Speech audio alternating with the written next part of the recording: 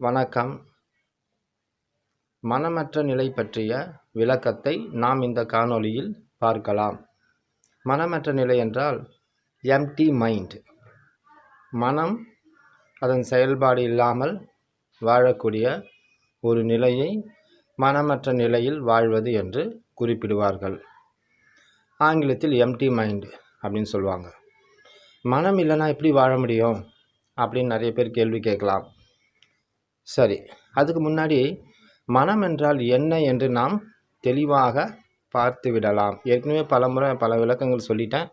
ஆனால் இந்த காணொளியில் சொல்ல வேண்டிய பகுதி இருக்குது, அதை நாம் தெளிவாக பார்க்கலாம். மனம் என்றால் என்ன?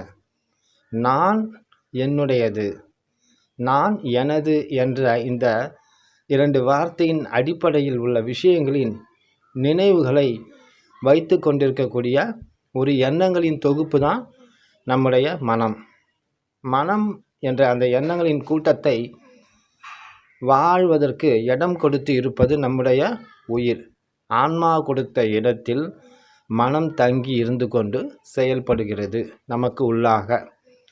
அந்த நிலையில் மனதை சூட்சும பொருள், அதாவது நுண்பொருள் என்று குறிப்பிடுவார்கள். நுண்பொருள் மனம் என்றால் தின்பொருள், அது சார்ந்து நாம் வெளியே வைத்து கொண்டிருக்கக்கூடிய பொருள்கள். இப்போ நான் சொன்னேன், நான் எனது என்ற இந்த வார்த்தையின் அடிப்படையில் உள்ள பொருட்கள், விஷயங்கள் எல்லாமே மனதின் உப பொருட்கள் தான், மனதோடு சம்பந்தப்பட்ட பொருட்கள் தான். சரி, இப்போ வெளியே நம்ம எதெல்லாம் மனசோடு சம்மந்தப்பட்டதுன்னு கேட்டிங்கன்னா, என்னுடையது என்று சொல்லக்கூடிய எல்லாமே அதை பற்றி நினைவுகளை நாம் மனதில் வைத்து கொண்டிருக்கிறோம். நம்முடைய மனதில் அதை பற்றிய நினைவுகள் எப்போதுமே இருக்குது, மெமோரிஸ். இப்போ என்னுடைய வீடு, என்னுடைய மனைவி, என்னுடைய பேனா, என்னுடைய பணம், என்னுடைய சொத்து, என்னுடைய நண்பர், என்னுடைய உறவினர்கள், என்னுடைய பிள்ளைகள் அப்படின்னு சொல்லிட்டு இது வரிசையாக போயிட்டே இருக்கும். நமக்கு வெளியே எந்த பொருளெல்லாம், ஜட பொருளும் சரி, மனிதர்களும் சரி, எதெல்லாம் சொந்தமோ அதையெல்லாம் என்னுடையது என்ற நிலையில் நமக்கு அது வந்துவிடும். இது எல்லாம் இதை பற்றிய நினைவுகளை எப்போதும் நம் மனசுக்குள்ளே வச்சுருக்கோம் இல்லையா? அந்த நினைவுகளை என்ன வடிவத்தில் வைத்திருக்கிறோம், அதெல்லாம் மனதின் முக்கிய பகுதி. சரிங்களா? இது என்னுடையது. இப்போ நான் அப்படின்னா என்னுடைய மரியாதை, என்னுடைய புகழ், என்னுடைய கல்வி, என்னுடைய தகுதி, என்னுடைய தோற்றம், என்னுடைய உடல், இப்படியெல்லாம் அது போய்கிட்டே இருக்கும். ஸோ நான் எனது என்ற இந்த வார்த்தையின் கீழே உள்ள பொருட்கள் எல்லாமே பார்த்திங்கன்னா எல்லாமே பொருளாக தான் இருக்கும். வெளியே உள்ள உயிருள்ள மனிதரை கூட நமக்கு சொந்தம்னு சொல்கிறோம் இல்லைங்களா? சொந்தக்காரங்க, பிள்ளைங்க, மனைவி, இவங்கெல்லாம் உயிருள்ளவர்களாக இருந்தாலும் நம்முடைய மனம் அவர்களின் உடல் மற்றும் மனதை மட்டும்தான் பார்க்கும். அதனால் அவர்களும் மனதை பொறுத்தவரை ஒரு பொருள்தான் என்பதை நாம் புரிந்து கொள்ள வேண்டும்.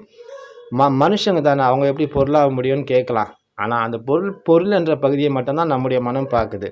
அதனால் அவர்களும் நம்முடைய மனதை பொறுத்தவரை ஒரு பொருளாகத்தான் இங்கு கருதப்படுவார்கள்.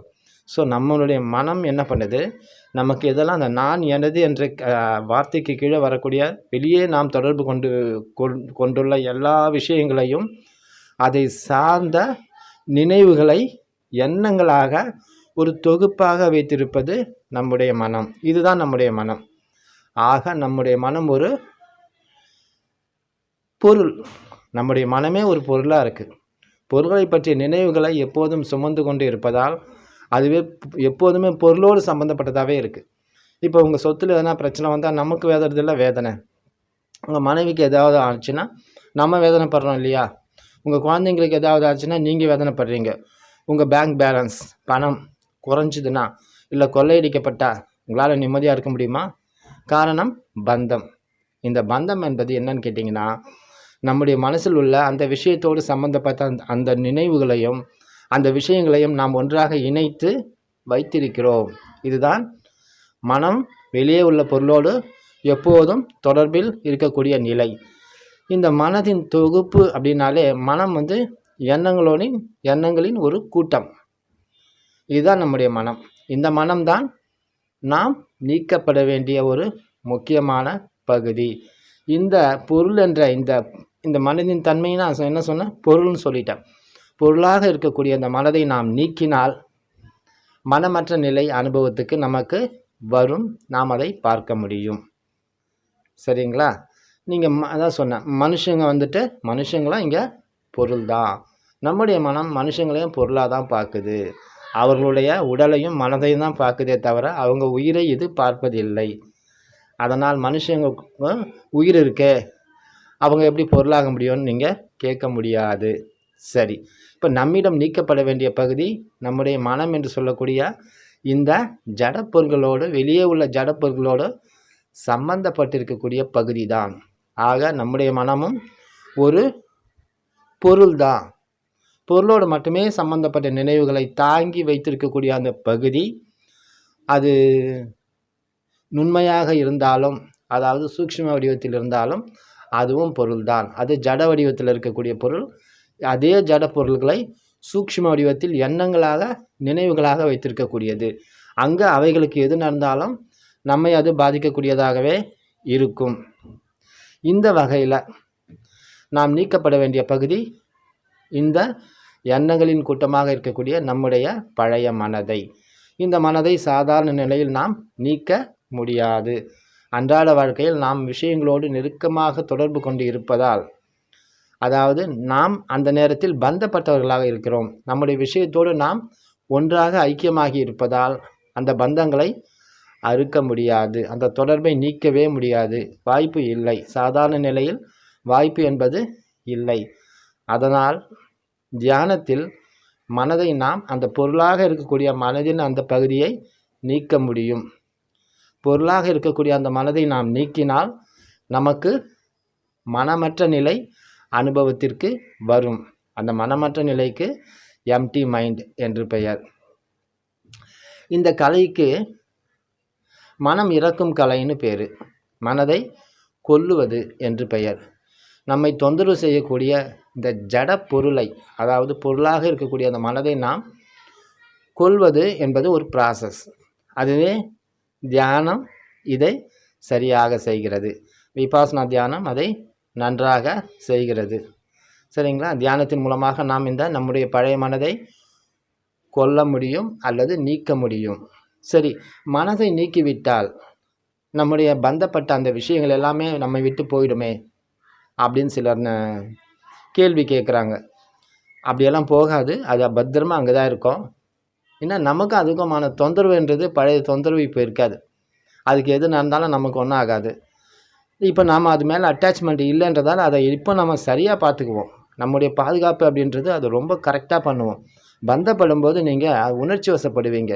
பந்தப்படாத நேரத்தில் உணர்ச்சி வசப்பட மாட்டீங்க. அதனால் வெளியே உள்ள விஷயங்களை சரியாக பராமரிக்க முடியும். புரிஞ்சுக்கங்க, நல்லா பராமரிக்க முடியும்.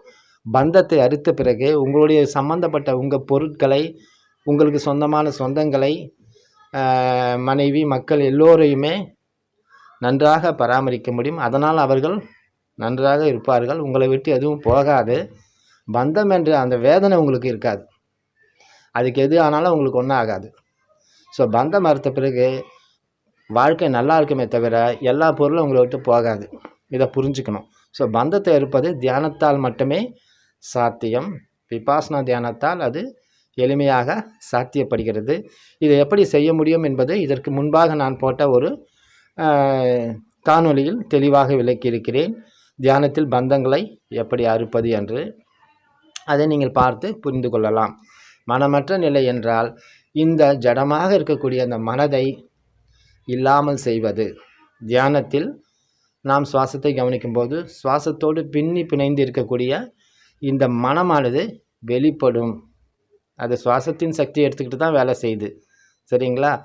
அப்போது அந்த சுவாசத்தை நாம் சாட்சியாக கவனித்து கொண்டிருக்கும்போது மனதின் எண்ணங்களும் நம்மை தொந்தரவு செய்ய ஆரம்பிக்கும்.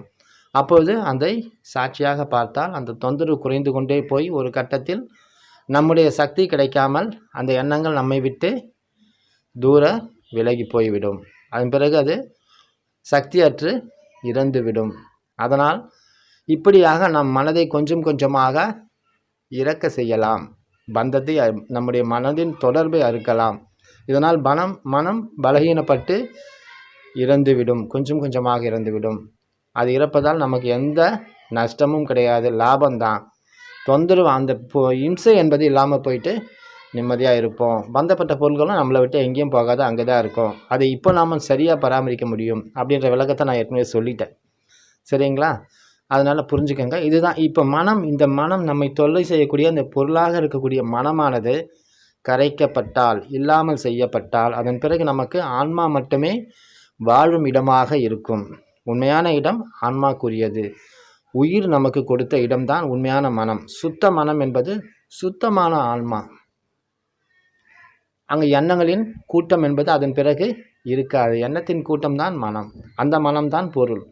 பொருளாக இருக்கக்கூடிய மனதை நாம் துரத்தி விட்டால், இல்லாமல் செய்து விட்டால், தியானத்தால், அதன் பிறகு ஆன்மாவே நமக்கு மனமாக இருந்து பரிசுத்தமான நிலையில் அற்புதமான வாழ்க்கையை வாழ்வதற்கு இடமாக இருக்கும். அதுவே நம்முடைய மனமாக செயல்படும். இந்த நிலைதான் எம்டி மைண்ட் என்று குறிப்பிடுவார்கள் மகான்கள். சரிங்களா? எம்டி மைண்டுன்னா மனமற்ற நிலை என்று குறிப்பிடுவார்கள். மனமில்லையே எப்படி வாழ முடியும்? நல்லா வாழ முடியும். அந்த நிலை அடைந்தவர்களை நீங்கள் சந்தித்து கேட்கலாம். சரிங்களா? தியானத்தில் நீங்களும் அதை பார்க்க முடியும். ஸோ இதுதான் மனமற்ற நிலை பற்றிய விளக்கம். அடுத்து வேறு ஒரு காணொளியில் சந்திப்போம். அதுவரை நன்றி, வணக்கம்.